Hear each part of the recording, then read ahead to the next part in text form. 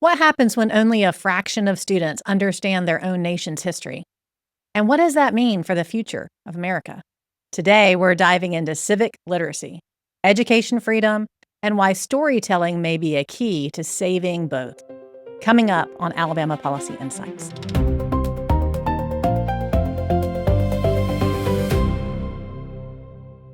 Welcome to Alabama Policy Insights, the Alabama Policy Institute podcast. We are really excited today to have a guest from across the country.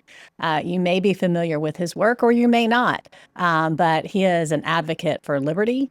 He's an advocate for civics education. He's a veteran policy strategist and the founder of a think tank. So Connor Boyack, thank you for being here with us. Thanks for having me. I'm excited to chat with you. Yeah, absolutely. So I actually became familiar with you first because, as you know, I have 7 kids, and I came familiar with you first because of your work with Tuttle Twins. We're Tuttle Twin advocates in our house. All of my kids have read your work, but your work goes far. I want to talk about Tuttle Twins, but your work goes far beyond that. So I was just really wanted to talk to you about how you, first of all, just tell the audience who may not know who you are, how you got interested in this work, how you got involved, and how they can find you and your work. Sure. So you're right. I'm most known for the Tuttle Twins books. Those have kind of penetrated into the living rooms and kitchen dinner tables across the country, which is exciting. For those who don't know, the Tuttle Twins is a series of children's books that teach the ideas of a free society to kids, but also their parents as well. Yes. Many of whom I've read them all too. Many of whom are like, oh, I never quite learned it this way back in school. So it's a way for the whole family to learn about these values together, to talk about them together. It all started with a think tank that I started first in Utah. Now we work around the country, called Libertas Institute. And out of that has grown a variety of different projects that are really all focused on impacting families across America. We think that the institution, the family, is the best incubator for freedom. Amen. It's often neglected. Most advocates for freedom kind of focus on adults and voters and individuals, and that's all needed and great. But we kind of bring the family in to say, how can we get mom and dad engaged alongside their kids so that these ideas are being discussed in the home, so that they're actually not just learning in theory about these ideas, but practicing them, living them, implementing them. And so that's a large focus behind the various programs that we're involved with. Yeah. So, I mean, at API, we believe that the family is the cornerstone of every successful society, just as you do. And so we are always looking for ways to bring civics education to the kitchen table, and also just an understanding of liberty to the kitchen table for Alabamians. And that's really what you've done and already accomplished and are accomplishing. How do you feel like the best way for parents to bridge that gap between either their formal schooling, whether or not they're homeschooling, private schooling, public schooling, how can parents best bridge the gap between what their kids are learning in their education space to what they're actually living in their day-to-day lives? That's a provocative question because I think it first requires us to recognize that there is a gap. You're talking about bridging the gap. Many parents are perhaps not consciously aware that the gap exists. And the big aha that we see from parents, for example, reading the Tuttle Twins books, is first being aware of like, oh my gosh, I don't know a lot of this stuff. I'm learning alongside my kids, which I think is actually very empowering for kids to see that their parents are continual students, that they're open to learning, that mom and dad are not the fountain of all knowledge and truth. They are on their own process of constantly, learning and evolving as well. I think that's a great thing that brings parents and kids together when our kids see us learning alongside them. And so for the Tuttle Twins, we like to say that this is a family learning experience. Read the books together with your kids, have discussions, at home around the dinner table. And that leads to the more direct answer to your question, which is, we have to translate the abstract into the applicable. How do we help kids who are learning, let's say, about American history 250 years ago, for example, the founding fathers, the Constitution. How do we help them make that relatable to, at the time you and I are recording this, 2026? Right. And how do you bridge that abstract idea into something that's applicable? And so that's where I feel like providing families with examples of how the ideas from the past are playing out in the present is important. As one example, within the Tuttle Twins kind of ecosystem, we have books on American history. Right. And at the end of every chapter, the way we structured it is to say, like, okay, hey, great, you just learned about, the Declaration of Independence and the list of grievances that the colonists had against the crown. And, oh, hey, here's examples in the modern era Right. where some of those grievances are still applicable. So it could be about soldiers, it could be about surveillance, it could be about whatever issue was on the Taxation. minds. Right. Yes, taxation, right? And so it's like, hey, those issues aren't relegated to the past. People are discussing them now. Right. And so now we can gain those insights from, say, the founding generation and help kids understand that those conversations continue. So I feel like that's where a lot of curriculum breaks down, is they'll give content without context. In other words, here's this stuff that you should memorize. Here's this stuff that happened a long time ago.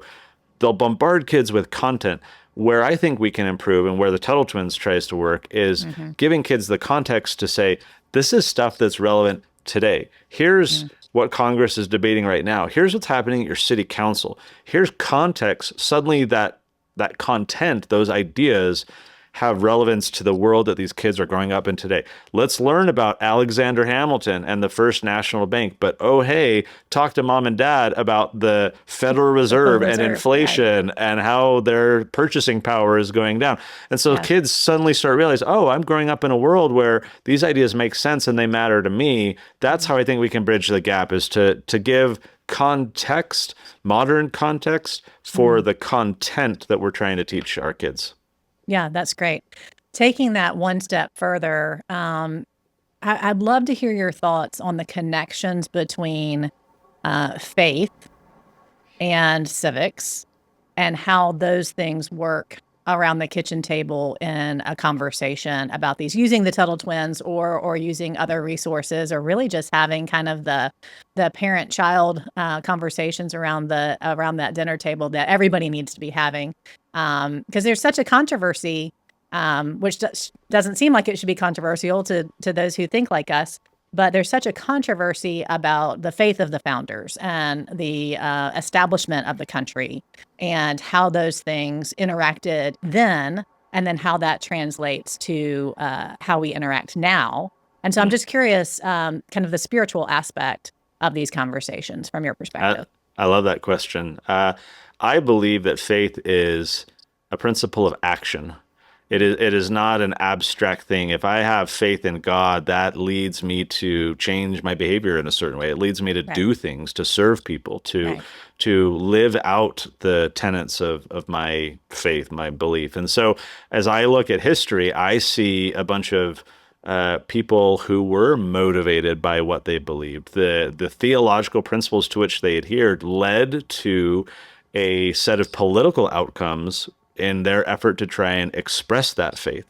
You look at Madison's, efforts to separate church and state, and the remonstrances in Virginia, and say, like, we need to not have taxation funded churches because that leads to less freedom. And here's a guy who recognizes that, hey, because I believe these things, right, we should structure the government differently, or we should stop this taxation because it's actually corrosive to my faith. So, I think that's empowering for families today, in the sense that faith is not intended to just be privately discussed in the home. It's meant to be lived out in public. It's meant to have its fullest expression, not in an effort to be domineering over others or to compel them to, subscribe to our own faith, but just to say, I am someone who lives with integrity with what I believe, and I want to act that way in the public square, in my business, in my civic organization.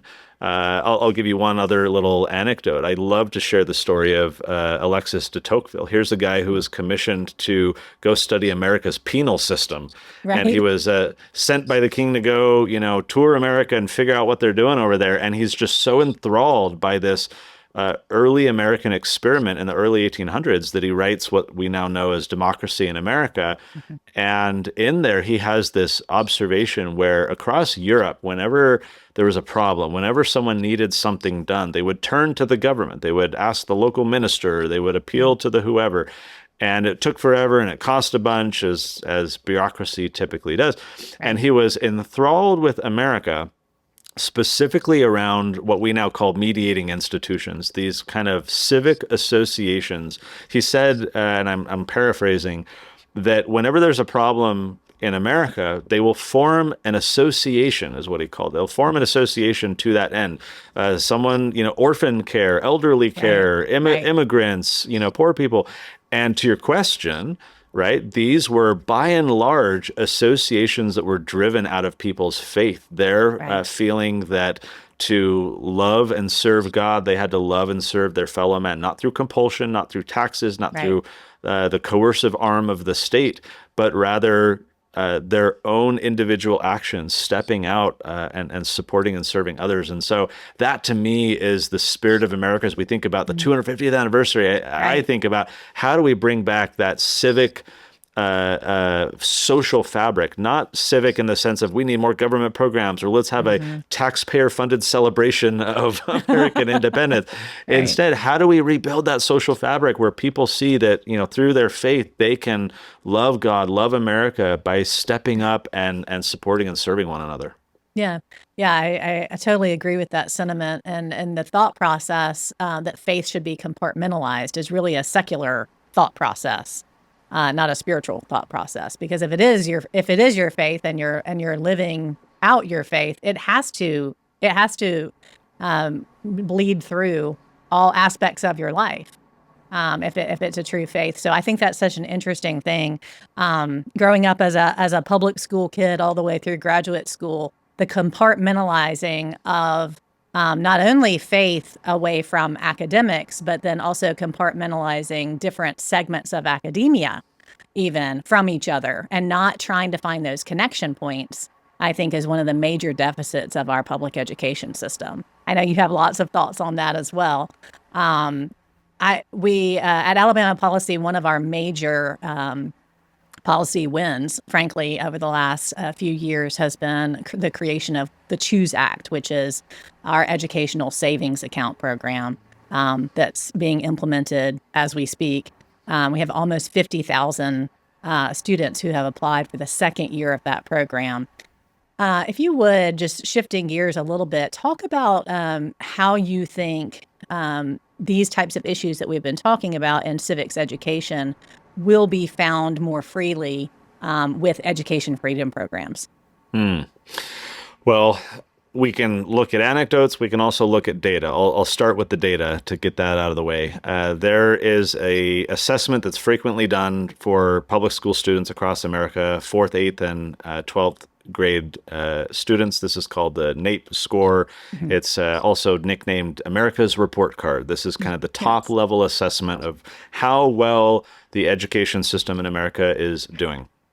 And the most recent assessment of the 8th graders for American history, for civics, was that only 13% of the students were proficient in the subject. And so what I like to ask people when I share that little data point is, what becomes of a country when so few of its voters understand its past? We all know that quote, those who don't learn from the past are condemned to repeat it. I like to twist that a little bit and say, those who don't learn from the mistakes of the past are condemned to repeat them. I think it's more particularly about what went wrong and how to avoid falling into that trap again. And so if so few students are, and look, let's be very real.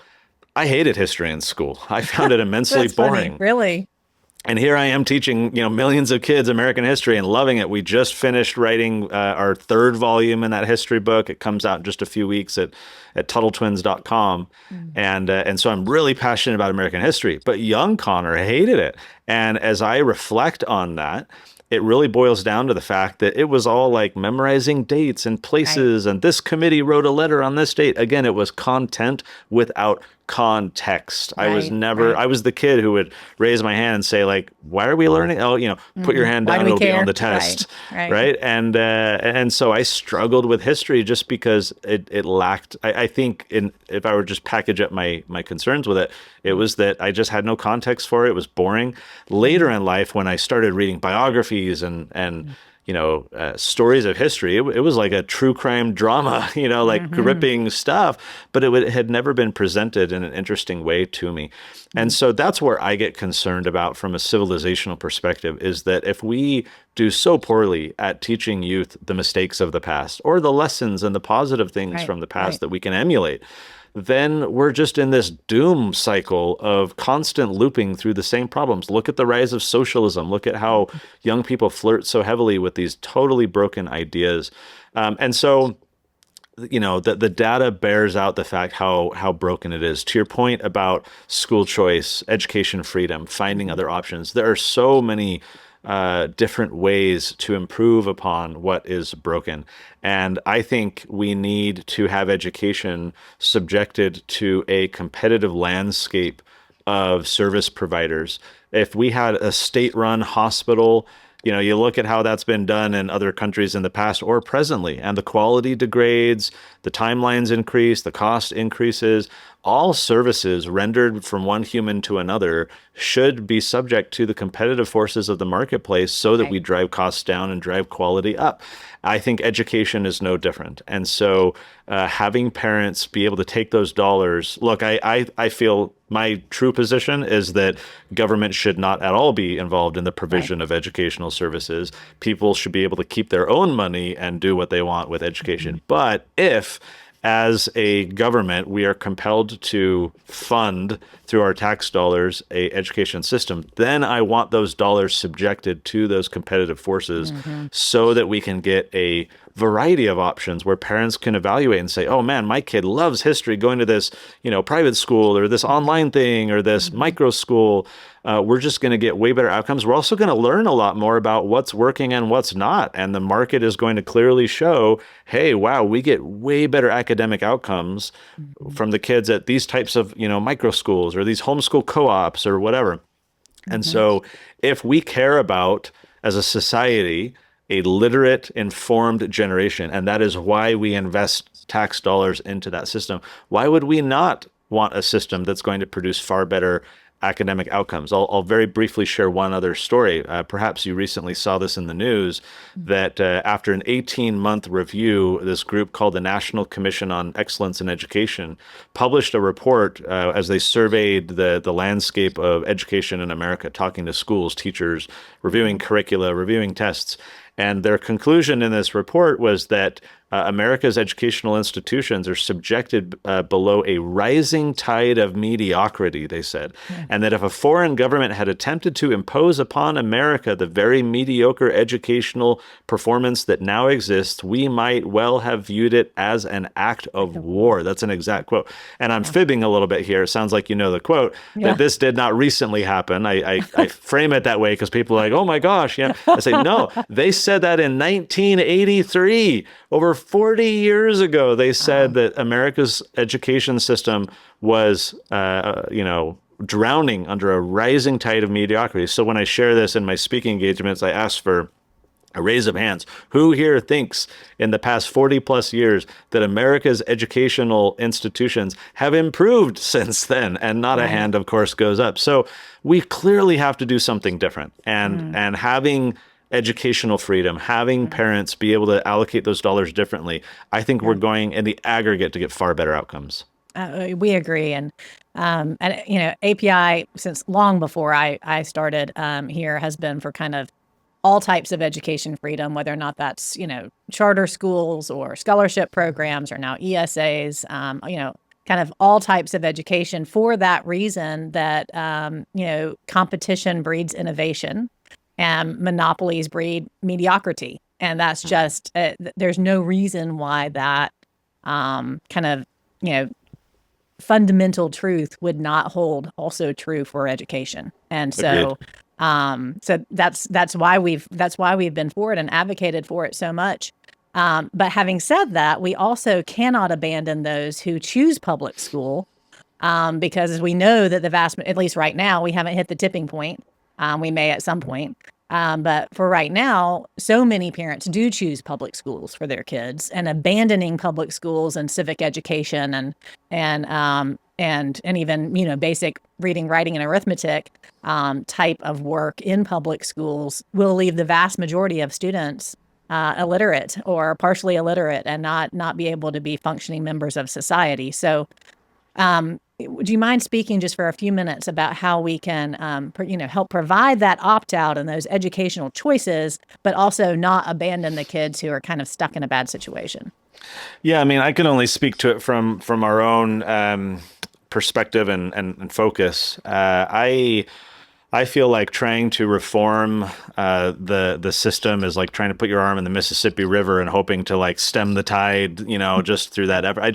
I feel like there's so much inertia. There's so to the point, to answer your question, my focus is not to besmirch others' efforts to try and tweak and reform that system, but rather to provide parents a supplement in the home, recognizing, as you point out, that there's a lot of deficiencies in the school system. And so, for example, with, Tuttle Twins, part of it is people think, oh, this is homeschooling curriculum. And sure, tons of homeschoolers use it, but a majority of our families are in public or private or charter school. And it's just that those families recognize that, okay, yeah, my kids are in a history class, but they kind of find it boring and they tune out and they're not interested. But when we sit down together and read Tuttle Twins, we have these amazing conversations.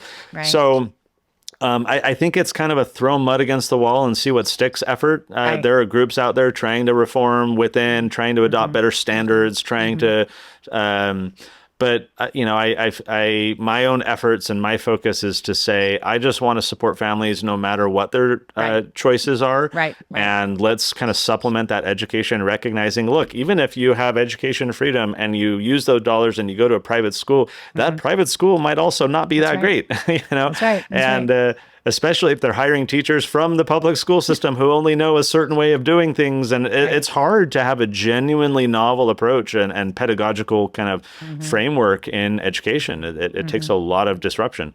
So that's our focus, is to say, yes, let's have kind of all the options out there that parents can choose from, but let's recognize there's going to be good, bad, good, better, best, perhaps. And so we just want to say, I think, and here's the other kind of radical view that I hold, is that formal learning, like sitting down at a school, doing your homework, following the curriculum, fine.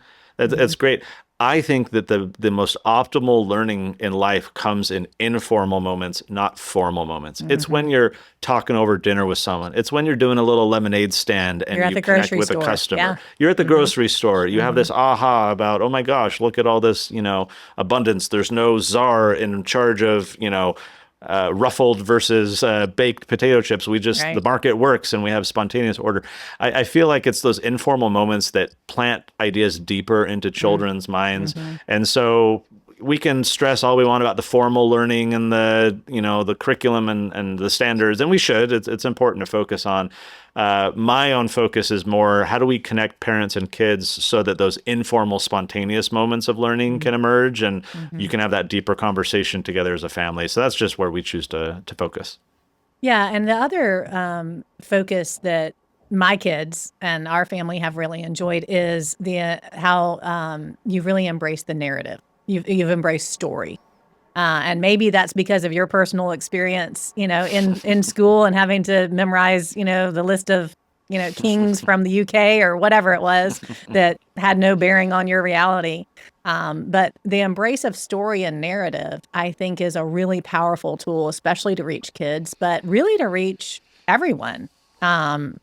And I really enjoy that aspect of what you're working on. And I think the exact opposite is happening in many kind of formal classrooms, in that they're taking snippets. They're not reading, source material. Right. There are no connections being made or even encouraged. And it really is just kind of small little portions of our history.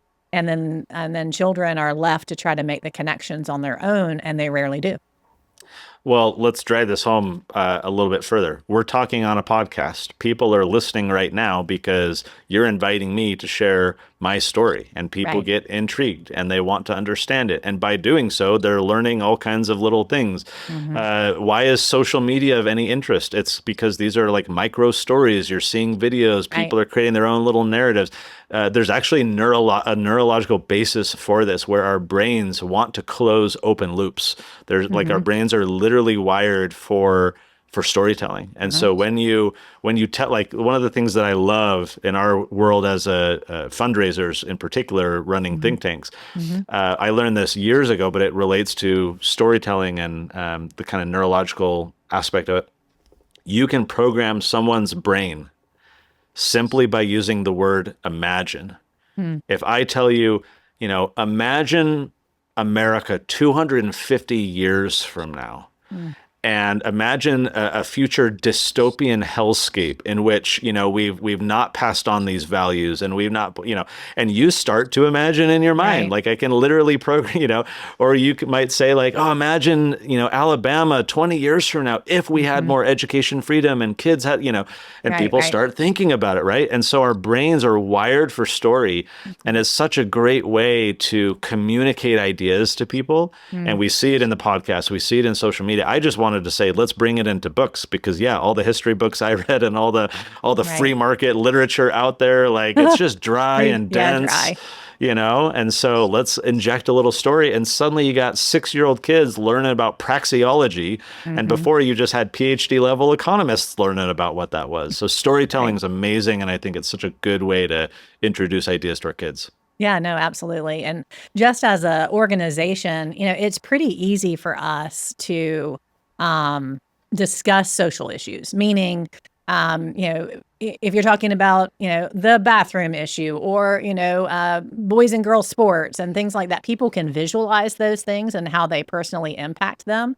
It is much more difficult for us to get our point across on on the free market side, on the limited Mhm. government side. And I'm curious to know, just kind of how you explain something like the separation of powers, or we just ended judicial deference in the state of Alabama. That was one of the bills that we passed this past legislative session. How do you explain that? It's difficult enough for us to explain it to legislators. How do you explain, to children and parents, what judicial deference is, why it matters, why, bureaucrats making decisions for you actually impacts your daily life? Oh, it's a great question, and to make it parallel to another question I get, the broader question I often get is, how do you make all these broader ideas, freedom ideas, political Hmm. ideas, economic, like, how are you getting kids interested Hmm. in something like separation of powers, where they can, Hmm. number one, understand it, and number two, be intrigued to actually learn it? Well, it also goes back to our previous conversation around story, that even if you just introduce something through story, kids are going to be far more primed to be curious about it, simply because Right. their brains want to close that loop and be like, well, what just happened there? Or what's going to happen Hmm. next? Hmm. And so it's kind of an easy delivery vehicle to talk about it. The other thing we do, and this applies both in our books and also the cartoons that we do, we have a cartoon series on Hmm. Angel Studios, is just trying to do like real world examples for kids. I'll give you one example that's kind of recent, so it's on my mind. We just worked the other day on a script for an episode that won't come out for several months, Hmm. and it was about justice. So kind of relates to your separation of powers Hmm. question, and specifically the kids club.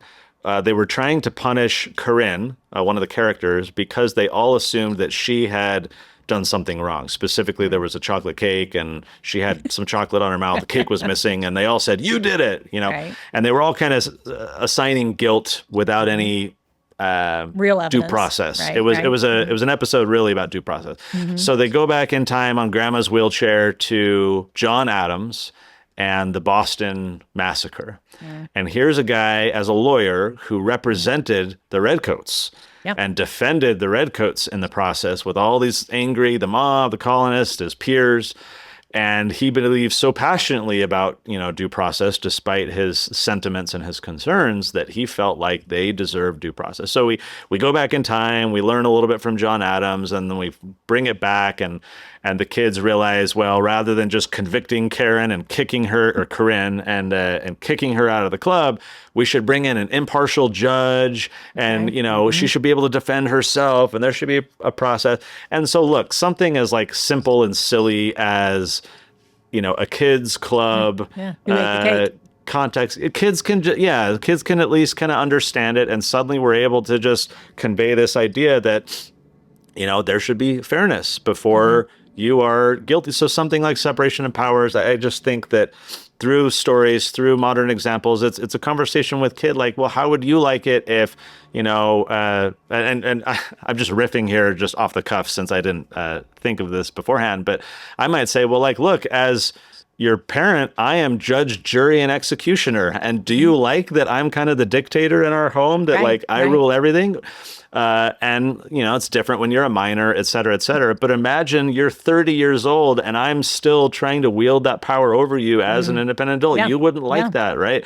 Wouldn't you want to be able to have, and I don't know, silly little stuff like that, where kids can kind of just get the fairness in life. They sense justice. They understand what's right and wrong, kind of at a very basic level. And so just throwing out different examples like that, I have found that kids can... I have been blown away in our decade plus of doing Tuttle Twins at how young kids can understand these really big ideas if you just present it the right way. So something like separation of powers, it's really just, how do we make this relatable to both a 5-year-old and a legislator? How do you break it down to someone? And I think we often underestimate how much kids can understand if they were presented the material in a way that would actually make it interesting for them. Yeah, that's really good. And you think about kind of the where we are politically. You have the whole no kings movement, which is just silly in my estimation. But the no kings movement, things like that really they tie back to this idea of separation of powers, right? They tie back to the idea of how our founders set up our nation. But it's been extrapolated out to something that is kind of silly and not necessarily applicable to what's happening in our daily lives. But those key things, if they're not learned correctly, they can create movements and things that are not really actually helpful to the experiment that we're living through. Well, let me offer another quick example of this is how I just talk to my kids about it, and also how we kind of infuse it through Tuttle Twins. I'll riff off of your no kings example, right? I think kids are really good at sniffing out double standards. Yeah. And so when I show my kids and I say, oh, hey, look, right now you have all the Democrats shouting no kings at the Republicans, but did you know that, Joe Biden, or did you know that Barack Obama, et cetera, wielded similar, if not in some cases greater kind of executive authority, and they were silent at that time. Like, why do you think that is? And then, oh, by the way, who just visited Congress and got a standing ovation? A literal king. And so how do you feel, my kids, about this no kings movement applauding a literal king? And so they start to realize, oh, this is probably just like gamesmanship and quote unquote politics. And kids, I think, can smell through that pretty well when you kind of pit it as a double standard and help them critically think about it. Yeah, that's interesting because I kind of trained my kids during COVID when we were in the lockdown mode to spy the propaganda. And it became so pervasive on the TV, et cetera, that it kind of got old really quickly because they got so good, they got so good at spy. I made them like literally raise their hand every time they saw a piece of propaganda during that situation. But it's one of those things, if you point it out, it's easy to see, and then they start spotting it and point it out to me, and I'm learning from them in the same way that they should be learning from us. One thing, just shifting gears for a second, one thing I really feel like you've kind of cornered the market on is entrepreneurship. And you really promote entrepreneurship for children, for adolescents. And that's something we don't really hear a lot about. in other spheres. So I would love for you to just kind of articulate your vision for that, why that is, and if you've seen any good results from it. So you'll appreciate, in your audience, I think, the brief backstory. In 2016, there was a summer where there were so many stories bubbling up into national media of kids' lemonade stands getting shut down. There was just this freakish summer where it had been happening for years and years, but like suddenly the public spotlight shone on this. Right. To the point where Country Time Lemonade created a like special brand of lemonade with like the bald eagle and the American flag, and it said like freedom on it. And they formed, it was a total marketing stunt, but it was called Country Time Legal Aid, where they offered to pay kids fines if they were fined for having a lemonade stand, you know. So that just shows you like how much it penetrated into the conversation. So I saw that. I'm like, this is ridiculous. I went to a buddy of mine in the legislature. I said, let's pass a law that says if you're a minor, you do not need any kind of permit, no license, no sales tax, no nothing. Just let kids be kids before the crushing weight of the state later comes upon them as an adult. Right. So bill sailed through the legislature. It was the first of its kind in the country. We've since helped about a dozen states pass what we call the lemonade stand law, even though it applies to all economic activity. Technically, like if you're walking dogs for pay or mowing lawns, like most cities just don't know to enforce it or don't have a vector through which there's like, I'm going to come after you. But a kid sitting on the curbside doing a lemonade stand is easier to go enforce. So technically, kids are across America supposed to be getting business license if they have like economic activity that they're frequently engaged in. Sure. So we passed this law and we said, hey, let's do something to celebrate. So we launched the kids markets. So this website, it's kidsmarkets.com, plural for both. And so it just started with a market in a parking lot on a Saturday, you know, in the nearby town where I live. And it was just, it exploded on Facebook. People referring other people, and we hit capacity, and everyone's like, when are we going to do it again? So we did this just in Utah for a few years, but very quickly realized like we're onto something here and there's a lot of demand. So we started expanding nationally. We're now in every state. This year, we operate events that are like farmers markets, but they're run entirely by the kids. Kids age 5 to 17 sell real products for real money, all kinds of things, goods and services. I once had a girl teach me a song on the ukulele for $5 in 15 minutes, and that was her business. And it was great. Awesome. I learned a little song on the ukulele. You get face painting, you get someone was breeding bunnies and they brought bunnies to pet for $0.25, you know, and that's like hilarious. All kinds of stuff. So now we'll do about 2,000 of these events this year and keep growing it. We'll have about 100,000 kids go through the program. There's a lot of other, like we do scholarship program and a mentorship program. So there's a lot, but to your question, one of the things I often get asked is, you know, do you think every kid should be an entrepreneur? Is that what you guys are trying to do? Like every kid should go start their own business? And I say very quickly, no, but I do believe that every child should learn how to think and act entrepreneurially. Yes. Being an actual full-fledged entrepreneur, right? You got to have a high risk tolerance. It's not for everybody, but no matter your role, if you're a W-2 employee, if you're an independent contractor, if you're a child, if you're a spouse, everyone can benefit from thinking and acting entrepreneurially. Because what is that?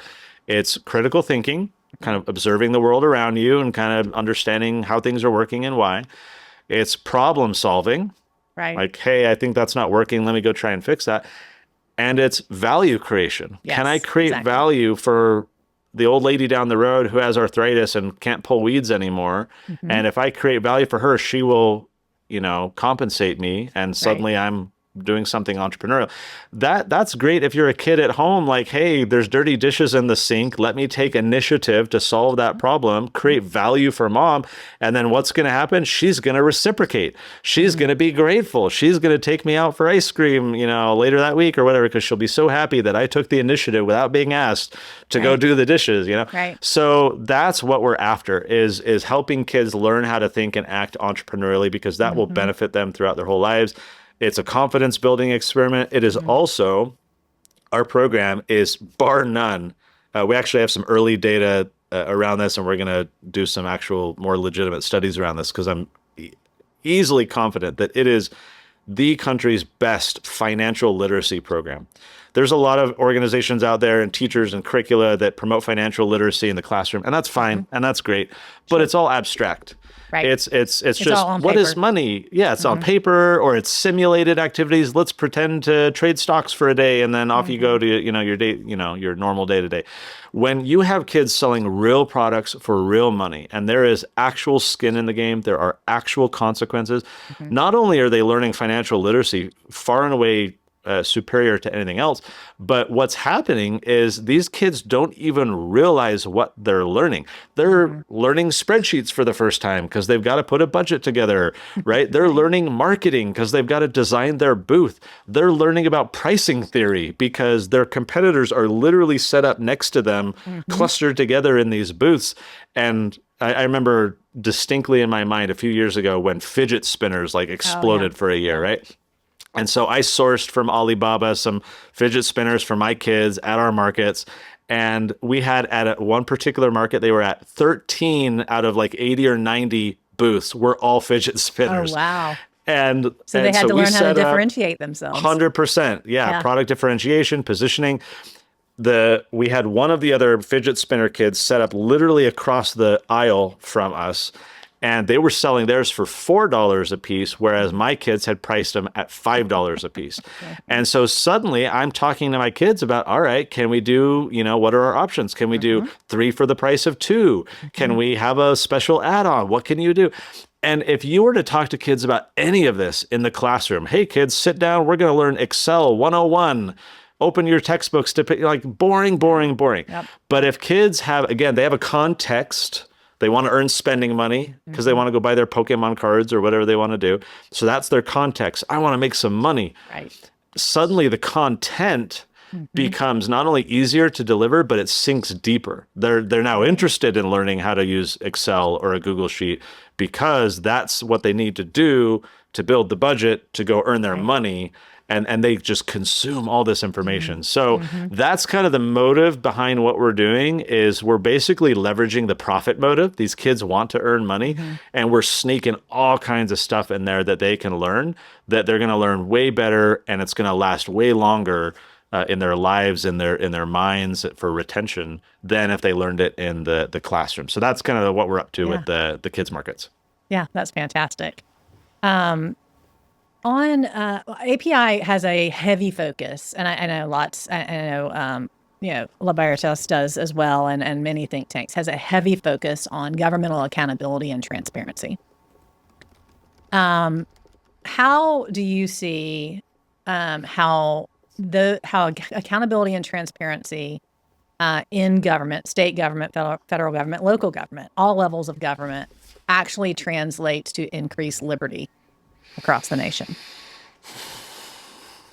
Well, I mean, sunlight is obviously the best disinfectant, and that implies that there is something infected. And if our civic institutions are infected and are corrupted, as is human nature, anytime people are hiding in the shadows. And I mean, look at all the stuff, Congress, you get all these people elected, they're making a specific salary and they retire from Congress and they're deca-millionaires because they have access to information for stock trading. So, going back to the kids thing, right? Kids understand implicitly what's fair and what's just. And I think voters do as well. My fear is you look at the breakdown of local journalism, you look at everyone's attention has shifted to the top apex of power. All of the attention goes to the national government, all the controversies and everything else.